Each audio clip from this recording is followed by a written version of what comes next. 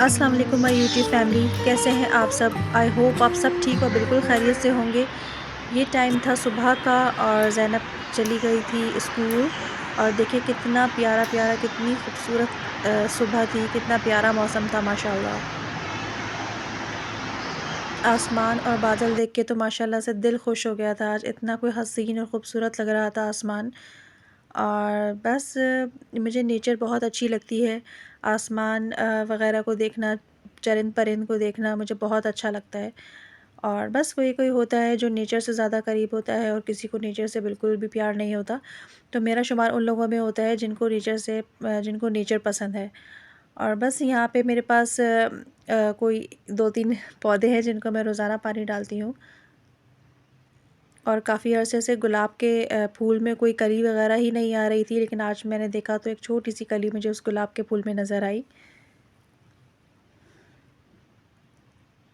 बस सुबह हो गई थी और सारे कामों से फ़ारिग होने के बाद मतलब बच्चों को स्कूल भेज के और बस छोटे-मोटे काम जैसे होते हैं सुबह में, वो सारे काम निपटाने के बाद मैं आ गई थी अपने दिल की खुशी के लिए, अपने दिल के सुकून हासिल करने के लिए। क्योंकि दिल का सुकून तो सिर्फ़ अल्लाह की ही याद में पोशीदा है। हम जो भी कर लें, जितना भी खुश हो जाएँ या जितना भी हमारे अंदर गम हो, हम दोनों सूरतों में एक ही चीज़ हमें सुकून दे सकती है और वो सुकून सिर्फ़ अल्लाह की याद में पोशीदा है। बस बच्चे जब चले जाते हैं तो मैं कोशिश करती हूँ कि उनके जाने के बाद थोड़ी देर के लिए ही सही, ज़रूर मैं थोड़ी बहुत तिलावत करूँ और अपने दिल की गहराइयों तक मुझे सुकून हासिल हो। और बस हम बात करें अगर ज़हनी सुकून की, तो हमारी ज़िंदगी में बहुत सी ऐसी चीज़ें होती हैं जो हमें बहुत ज़्यादा परेशान करके रखती हैं, हमारा ज़हनी सुकून ख़राब करके रखती हैं। तो हमें ज़रूरत होती है अपनी ज़िंदगी को ऑर्गेनाइज़ करने की, और हम और अपनी ज़िंदगी को ऑर्गेनाइज़ इस तरह कर सकते हैं कि हम अपनी बाउंड्रीज़ सेट करें। और बहुत से हमारे इतने करीबी रिलेशंस होते हैं जिनके साथ हमें रहना भी ज़रूरी होता है, लेकिन हमें उनके साथ अपनी बाउंड्रीज़ को सेट करना चाहिए। ख़ास तौर पे ऐसे लोगों के साथ जो आपको रिस्पेक्ट नहीं करते, क्योंकि हर रिश्ते में सबसे ज़्यादा ज़रूरी होती है रिस्पेक्ट। अगर आपके दरमियान इज़्ज़त हो तो आपका हर रिश्ता बहुत अच्छे तरीके से ग्रो करता है। और अगर आपकी कोई रिस्पेक्ट नहीं करता तो आप उसके और अपने दरमियान एक फ़ासला कायम कर लें। और बस इज़्ज़त दूसरों को भी दें और दूसरों से तलब करें कि वो आपके हर रिश्ते में सबसे पहले ज़रूरी है कि आपकी इज़्ज़त करी जाए। बहुत से लोगों के अंदर इतनी नेगेटिविटी होती है कि वो आपको इतना डिसरिस्पेक्ट करते हैं कि आपकी पूरी शख्सियत ही तबाह हो जाती है। तो अपने आप को स्ट्रॉन्ग रखने के लिए ज़रूरी है कि आप अपने आप को कॉन्फिडेंस दें, और कॉन्फिडेंस इसी तरह आ सकता है कि आप दूसरों से अपनी इज़्ज़त करवाएँ और किसी को भी इतनी इजाज़त ना दें कि वो आपके दिमाग पे हावी हो जाए और आपका ज़हनी सुकून ख़राब करे। बहुत से लोग ऐसे होते हैं जो बहुत ज़्यादा जजमेंटल होते हैं, वो आपकी हर चीज़ को जज कर रहे होते हैं। आपके उठने बैठने, यहाँ तक कि आपकी नमाज़ पढ़ने के अंदाज़ को भी जज कर रहे होते हैं। और बस आपको हर बात में रोकना टोकना वो अपना फ़र्ज़ समझते हैं। तो बस अपनी ज़िंदगी में इस तरह के लोगों को डिक्लटर कर दें, जिस तरह से हम अपनी अलमारियाँ और अपने घर की दूसरी चीज़ों को डिक्लटर करते हैं। तो अपनी ज़िंदगी से भी ऐसे लोगों को कोशिश करें कि निकाल दें जो कि आपको आपका ज़हनी सुकून ख़राब करते हैं और आपकी हर बात को जज करते हैं। और हमें अपनी बेटियों को भी इस चीज़ की आदत डालनी चाहिए कि ना वो गलत बात किसी से करें और ना किसी की गलत बात बर्दाश्त करें।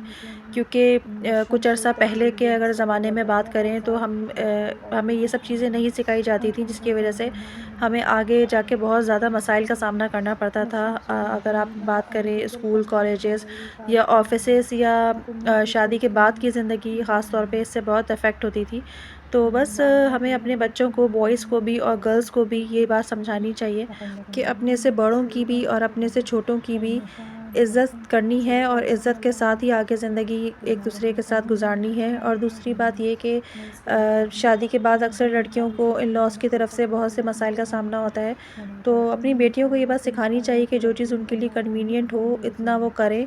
लेकिन बहुत से इन-लॉज़ इतने फ़ोर्सफुली हर काम करवाते हैं, ये इतना ज़्यादा हावी हो जाते हैं तो ये सारी चीज़ें हमें अपनी बेटियों को सिखानी चाहिए कि हमें उनको नो कहना भी सिखाना चाहिए। अगर जो चीज़ उनके लिए कन्वीनिएंट नहीं है या उनका मेंटल पीस उससे डिस्टर्ब हो रहा है, तो बहुत ही आराम के साथ उस चीज़ को मना कर देना चाहिए कि जो काम आपसे नहीं हो सकता या अभी आप नहीं कर सकते। तो बहुत ही रिस्पेक्टफुली आपको उस काम के लिए मना करने की हिम्मत भी होनी चाहिए, क्योंकि ज़हनी सुकून से बड़ी कोई चीज़ नहीं होती। और ये प्याज का स्टैंड काफ़ी अरसे से हो रहा था डर्टी, तो मैंने सोचा कि आज मैंने प्याज, आलू, टमाटर वगैरह मंगाए थे, तो पहले मैं इसको वॉश कर लेती हूँ। जभी भी वीकली हम अगर प्याज रख के स्टैंड को वॉश कर लें तो इतना ज़्यादा क्लटर नहीं जमा होता, वरना अक्सर आलू में इतनी ज़्यादा मट्टी होती है कि प्याज के स्टैंड के नीचे भी बहुत ज़्यादा डस्ट डस्ट हो जाता है सारा।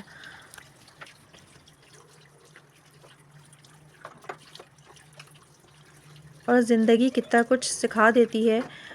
जब आप बिल्कुल टीन एज में होते हैं या मतलब जब आप अनमैरिड होते हैं, तो ये सारी चीज़ें आपको कोई इतना मुश्किल लग रही होती हैं या तो तसव्वुर भी नहीं कर सकते आप इतनी छोटी-छोटी सी चीज़ें, इन चीज़ों की सफाई का कुछ लोग करते भी होंगे, लेकिन ज़्यादातर लोग जो होते हैं अनमैरिड होते हैं उनको तो ये सब चीज़ों का पता भी नहीं होता। लेकिन आहिस्ता-आहिस्ता वक़्त गुज़रने के साथ आप लोग इतना ज़्यादा हर चीज़ को सफाई-सुथराई करना सीख जाते हैं कि बस लाइफ़ चेंजिंग जो है ना, एक जर्नी होती है आपकी। जैसे-जैसे आप बड़े होते जाते हैं तो बस बहुत कुछ ज़िंदगी आपको नई-नई चीज़ें सिखाती रहती है। और मुझे लगा था कि ये ड्राई हो गया है, लेकिन जब मैंने उसमें उठाया तो उसमें काफ़ी सारा पानी था। ख़ैर अभी मैं इसको वापस से जोड़ने लगी थी और जो भी मैंने सब्ज़ी मंगाई थी वो रखने लगी थी इसके अंदर, और बस अभी खाने बनाने की तैयारी करनी थी। आज मेरा इरादा था बटर चिकन बनाने का, और मुझे लगता है हम होम मेकर्स के लिए सबसे ज़्यादा सुबह उठने के बाद ये मुश्किल काम होता है सोचना कि हम क्या पकाएँ। क्योंकि मुझे ऐसा लगता है कि आजकल के बच्चे जो होते हैं वो पिज़्ज़ा और पास्ता वाले होते हैं और बड़ी मुश्किल होती है खाना बनाने के लिए।